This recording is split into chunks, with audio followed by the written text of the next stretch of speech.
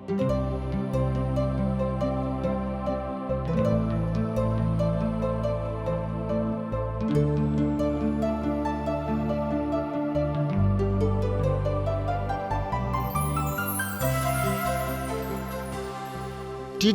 India से प्रसारित कार्यक्रम जिंदगी की राह बाइबल की किताबन का अध्ययन हवे जीवन की आपके बढ़िया रास्ता में आगे बढ़े के चरवाही करेला और परमेश्वर के नाहिन जिंदगी जिए में मदद करेला। यूहन्ना 1:12 में बतावल गईल बा कि परंतु जितने उनकरा के ग्रहण कैले उ उनके परमेश्वर का संतान होखला का अधिकार दिले, मने उनके जे उनके नाम पर विश्वास रखेले। कृपा करके देखी सुनी ताकि आप सच जिंदगी जी सकी और ओकर प्रयास कर सकी। प्रिय श्रोता, आज हम पवित्र शास्त्र बाइबल अध्ययन कार्यक्रम में यूहन्ना रचित सुसमाचार के शुरू करे जा रहल बानी। ए अध्याय के मुख्य विषय है पहिल का है प्रभु यीशु यरूशलेम में एगो जन्म के आन्हर के आँख ठीक कैलन और ई प्रभु यीशु मसीह के 5वां आश्चर्य कर्म है।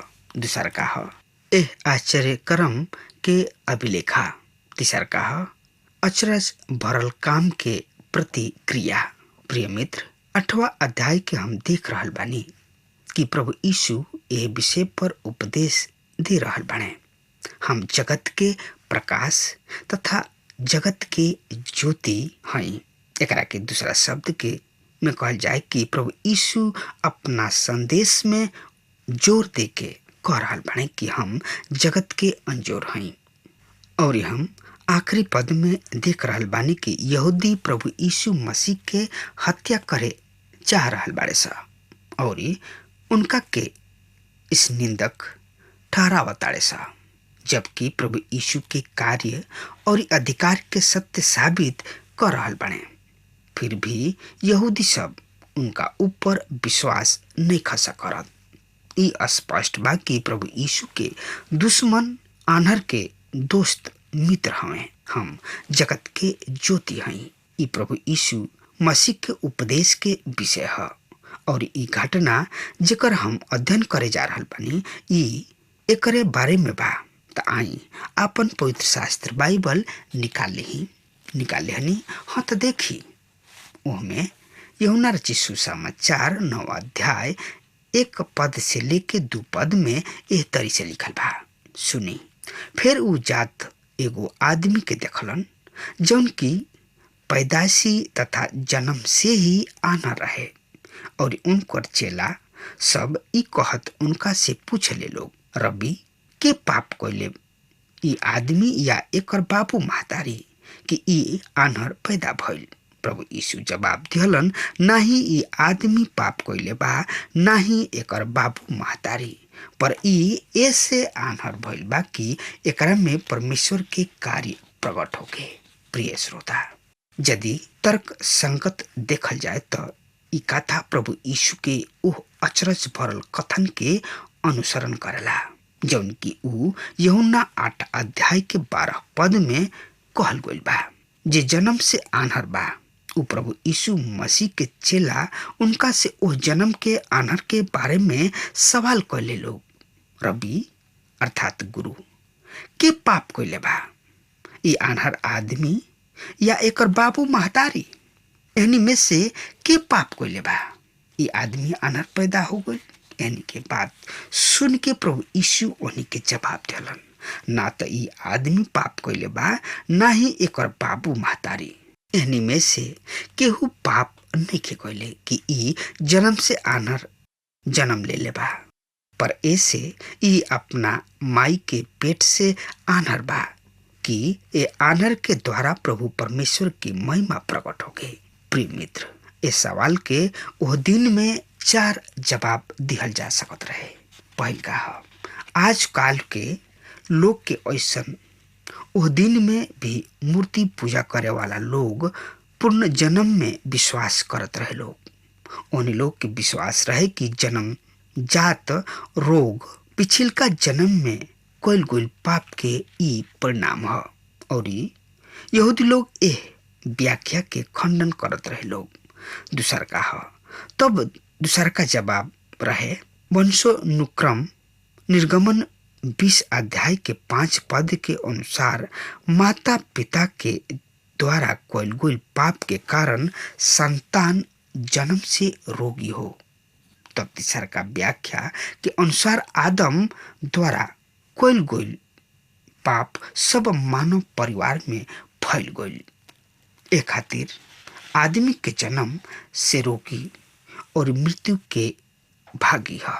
चौथ का है आखिरी विचार के अनुसार यहूदी रबी ये विश्वास करत रहन कि बच्चा भाई तथा महतारी के गर्भ में पाप कर सकता, ऐसे उ जन्म जात रोगी पैदा लेला।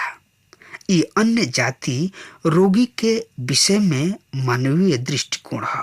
तो आई देखी एकरा बारे में प्रभु के का दृष्टिकोण बा। तो एकरा बारे में बता रहल बाने, सुनी। तरुआ हमरा संगे अपन पवित्र शास्त्र बाइबल निकाल ली। यूहन्ना रचित सुसमाचार 9 अध्याय 3 पद से लेके 5 पद में एह तरी से बखान बा, सुनी। प्रभु यीशु जवाब दिहलन, ना तो ई आदमी पाप कइले बा, ना ही एकर बाबू महतारी, पर ई ऐसे भइल बा कि परमेश्वर के कार्य ओकरा में प्रकट होखे। जरूरी बा कि जे हमरा के भेजले बा ओकर हम दिन ही दिन में करी। रात आवे वाली बिया, जब काम केहू ना करत सकी, जब तक हम बानी, हम जगत के ज्योति हई।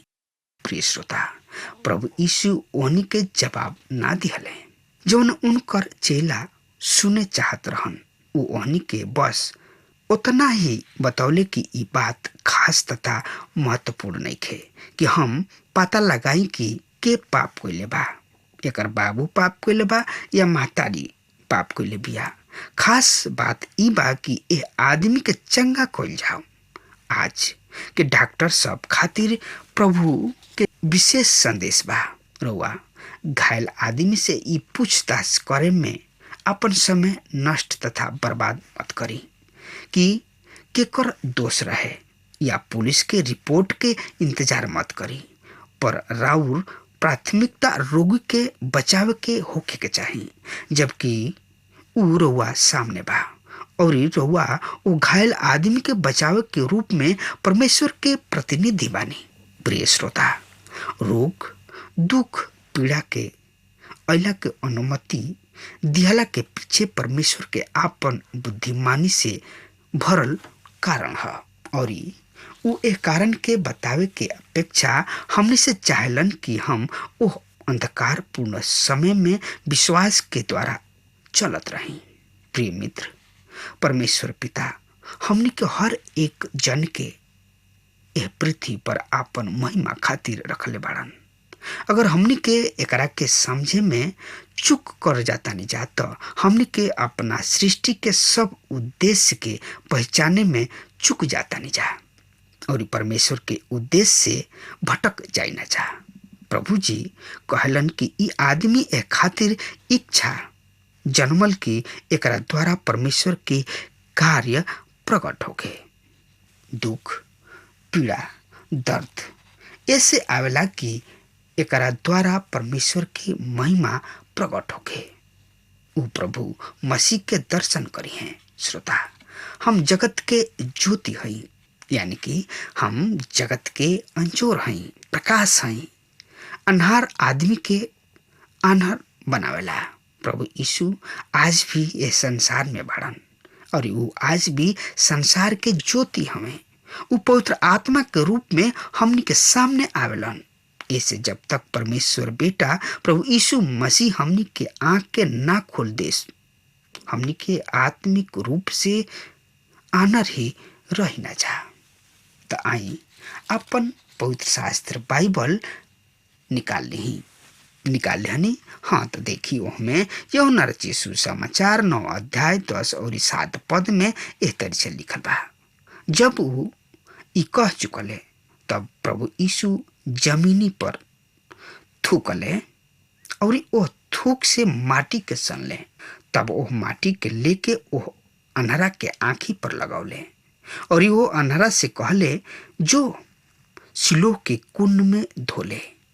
सिलोह के अर्थ भेजल गइल। उ आन्हर धोलस और लौट आइल और देखे लागल। प्रिय श्रोता, प्रभु यीशु ओह आन्हर आदमी के आंख के छुअले और आन्हर आदमी प्रभु यीशु मसीह के आज्ञा के पालन कैलस और वो आन्हर देखे लागल। ओकर आंख खुल गइल। मित्र, जब प्रभु जी हमनी के छुएलन तो हमनी के उनकर आज्ञा के पालन करे के चाहिए। जे उनका आज्ञा के पालन करेला ओकरे आंख खुल जाला। ऐसे उनकर आज्ञा के पालन कइल बहुते जरूरी तथा आवश्यक बा। सवाल ई नहीं के उठत कि के पाप कइले बा। रोमियो 3 अध्याय के 23 पद के अनुसार सब केहू पाप कइले बा और सब परमेश्वर के महिमा से रहित बा। प्रिय मित्र, यदि रउआ आँखी के परमेश्वर नैकन छुअले, रउआ देख नहीं सकत, रउआ मन में इस सवाल जरूर आवत तथा उठत होई कि प्रभु यीशु ए आन्हर आदमी के चंगाई के खातिर ए तरीके तौर तरीका तथा ए तरीके ढंग काहे अपनौले। उनका छुअला से वो आन्हर चंगा ना हो सकत रहे कि वो थूक के माटी सान के ओकरा आँखी पर लगौले। प्रिय मित्र, एकर बहुते कारण हो सकेला। त आई कुछ घड़ी वो सब कारण पर ध्यान दी जा। पहिल का प्रभु यीशु कुछ घड़ी पहले अपना परमेश्वर तत्व के घोषणा कइले और अब ओकरा के प्रमाणित कर रहल बाणे तथा अपना आप के परमेश्वर होके के सबूत के साथ साथ अचरज भरल काम के कर रहल बाणे और वो अनर आदमी के आँखी के छुअत हणे। दूसर का अनहर आदमी के यदि आँख चाहे तो उ प्रभु यीशु मसीह के आज्ञा के पालन करे के रहे। तीसर का प्रभु यीशु जौना कुंड में भेजले अनहर आदमी के आँख धोवे खातिर वो कुंड के सिलोह कहल जाला, जौना के अर्थ यूहन्ना बता रहल बाणे भेजल गइल। ई कुंड भी ई गवाही राखत रहे कि यीशु के परमेश्वर पिता भेजले। तो जौना तरी परमेश्वर पिता अपना बेटा के भेजले वही तरी बेटा भी वो आनर आदमी के भेजले कि परमेश्वर पिता के महिमा करे। चौथा का आनर आदमी के धोवे खातिर पानी के जरूरत रहे और पानी परमेश्वर पिता के पवित्र वचन के प्रतीक है। बिना परमेश्वर के वचन के कोनो आदमी के दिल बदलल नहीं जा सकत। पांचवा यहूदी सब के यीशु के बारे में गवाही के जरूरत रहुए और ये आदमी के चंगाई के द्वारा वो जान सकत रहन कि यीशु परमेश्वर के जन हवे जकरा के परमेश्वर भेजले बाड़न। प्रिय मित्र, हम रउआ के बतावे चाहतानी कि यहाँ चंगाई के ढंग खास विषय नहीं खे, ना ही ई महत्वपूर्ण बा कि जौना आदमी के चंगा कइल गइल ई महत्वपूर्ण विषय है। उ आदमी जे ओकरा के चंगा कइले उ हमें प्रभु यीशु मसीह जौन की ओह जन्म के जात आनहर के चंगा कइलन। आनहर आदमी के काम ई है कि उ एह पर विश्वास करो और उनका आज्ञा के पालन करो। प्रभु यीशु चंगाई करे खातिर अलग अलग ढंग के तौर तरीका के अपनौलन, जौना से कि चंगाई प्राप्त करे वाला के अलग अलग अनुभव प्राप्त भइल और परमेश्वर के महिमा कइले लोग। प्रिय मित्र, जब हम पापी रही और परमेश्वर के उद्धार मुक्ति मोक्ष से वंचित रही उस समय का हमार दशा आनर के दशा के ऐसा ना रहे। ई आनर आदमी मंदिर से दूर रहत रहे तथा एकरा के दूसरा शब्द में कहल जाए कि ई आदमी मंदिर से बहरी रहत रहे और परमेश्वर के उपस्थिति से वंचित रहे। प्रेरित पौलुस इफिसियों 2 अध्याय के 12 पद में बतावत है कि हम तो परमेश्वर के वाचा सबसे और प्रतिज्ञा सबसे अनजान रही। हमरा किने कोनो आशा ना रहे। हम इस संसार में परमेश्वर के हीन दशा में रही। उद्धार, मुक्ति, मोक्ष से पहले हर एगो आदमी के इहे दशा, इहे स्थिति होला। परमेश्वरहीन, आशा रहित, परमेश्वर से दूर, बहुत ही दूर। दूसरा है आनहर आदमी। ये आदमी उद्धारकर्ता के देखे के जोग ना रहे। मित्र, यीशु कहलन, दुआरी हम हई और विश्वास उ चाबी है जकरा द्वारा रुआ यह द्वार के खोल के स्वर्ग के राज में घुस सकतानी, जा सकतानी, बिना डर भय के, बिना हिचकिचाहट के। हम प्रभु यीशु के बेगर आन्हर रही, करवा उद्धारकर्ता के रूप में देखले रही ना। मित्र, हम आत्मिक आन्हर रही। तीसर का हो, ये आदमी जन्म से आन्हर रहे और हम पाप में आन्हर जन्म ले रही। जौन दिन आदम और हवा मना कोल गोल फर के खैले लोग, वही घड़ी से उनकर शारीरिक आंख खुल गई और आत्मिक आंख बंद हो गई। ऐसे यूहन्ना रचित सुसमाचार 1 अध्याय के 18 पद में बतावल गई बाकी परमेश्वर के केहू कबहू ना देखल। प्रिय मित्र, हमने के आदम होखला के कारण आत्मिक रूप से आनर ही जन्मल बानी जा। चौथा कहा, इ जन्म के आनर मानवीय सहायता से बरी के आदमी एक कोनो सहायता ना कर सकत रहे। क्रम के नाम पर सुन रहे, एकरा के केहू चंगा ना कर सकत रहे। मित्र, हमहू एगो असहाय, एगो पापी रही। हमार धर्म और हमार कर्म केहू हमार सहायता मदद ना कर सकत रहे और हमार सहायता प्रभु यीशु कैले। पांचवा है, ई आनहर भिखारी के ई बात ऐसन बहुते लोगन के चोट पहुंचावेले। उ खुद के तथा अपना आप के भिखारी कहे में घृणा करलन। उ तो अपना मुक्तिदाता खातिर कुछ धन संपत्ति दान दक्षिणा दिहल करलन, यानी कि देवे चाहलन। पर उद्धार अर्थात मोक्ष, मुक्ति बिकाए वाला चीज ना है। मुक्ति खातिर लोग अपन धन दौलत संपत्ति के उड़ा देले। कौन कौन कष्ट, कौन कौन दुख अपना शरीर के ना देले। पर श्रोता ध्यान रखी, मोक्ष मुक्ति बिकाए वाला चीज ना है। रोवा के अपना मुक्ति खातिर परमेश्वर के नजदीक ऐसे ही आवे के बा जैसे कि एगो भिखारी आवेला। हमनी के पानी के प्राप्त करे खातिर प्यास के लेके आवे के बा। एशिया 55 अध्याय के 1 पद में हम एह तरी से पढ़िना सुनी, हे सब प्यास लोग पानी के पास आव, एकरा जेकरा किने रुपया ना होखे तुहू आके खरीद ल और खा। आव दाख मधु बिना रुपया बिना दाम दिहले ल। प्रिय श्रोता, छठवा, ई आदमी वर्तमाई के समान यीशु के पुकार लेना, बरनी आदमी वहां चुपचाप बैठ गई। उ प्रभु यीशु मसीह के जानत ना रहे, उ उनकरा ओर देखत भी ना रहे।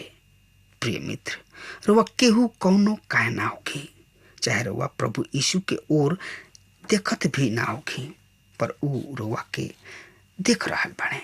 मित्र, ए आनहर के और ओकर मोक्ष के इहे दशा रहे। सातवा, कोनो आदमी ओ आनहर के ऊपर दया ना कोई, ओकरा के केहू ढाढ़स ना दिहल, ना ही केहू सहानुभूति दिहल। यहूदी सब ओह आनहर के देखलन सा मंदिर में चलल जात रहल और प्रभु यीशु के चेला प्रभु यीशु से वाद विवाद कर रहल बने। ओ आनहर के ऊपर कोनो के दया करे के केहू के उद्देश्य ना रहे। ई मानव जाति के चित्र ह। मित्र, प्रभु यीशु हमनी ऊपर तरस खाले। केवल उहे हमनी के सहायता कर सकताड़न, उहे हमनी के चंगाई दे सकताड़न। जानतनी काहे कि परमेश्वर अपना स्वरूप और अपना समानता में बनौले बड़न। यही से हमनी के दुख, दर्द, परेशानी, मुसीबत के उ आपन मुसीबत समझेलन। काहे रुआ कबहू ए बात पर गौर कइले बानी? अगर नहीं की कइले तो आज हुए हम रुआ के बता दिहल चाहतानी। प्रभु परमेश्वर रुआ के अपना हाथ से बनौले और आपन जिंदगी के सांस रुआ में फूक दिहले। ऐसे राउर कोनो अगर परेशानी होला, कोनो तकलीफ होला, कोनो मुसीबत में रुआ पड़ी ना, तो प्रभु राउर हाथ पकड़ के वो दलदल, वो कीचड़, वो पाकी में से निकाल के चट्टान पर खड़ा करलन। ऐसे अगर वह हमार बात सुन रहल बानी तो आज वे प्रभु यीशु मसीह किने आई। उ डॉक्टर के भी डॉक्टर हवन, राजा ओ के भी राजा हवन। उनका से बढ़ के केहू नहीं खे कि हमनी के केहू के स्तुति प्रशंसा कइल जाओ। उ महान परम पिता परमेश्वर हवन, उ शांति के राजकुमार हवन। एक खाली उनका किन्ने आके देखी, रुआ बहुते शांति पाई। अगर रुआ किन्ने रोग होके, बेलाय होके, कोनो प्रकार के तकलीफ, दुख, संकट होके, प्रभु यीशु किन्ने आके कहीं, प्रभु रुआ के छाती से लगा ली हैं और आशीष से भर दी हैं। तो श्रोता, अब हमार समय खत्म हो रहा बा। तब तक खातिर रुआ हमरा के आज्ञा देही। परमेश्वर रुआ सबके आशीष प्रदान करस।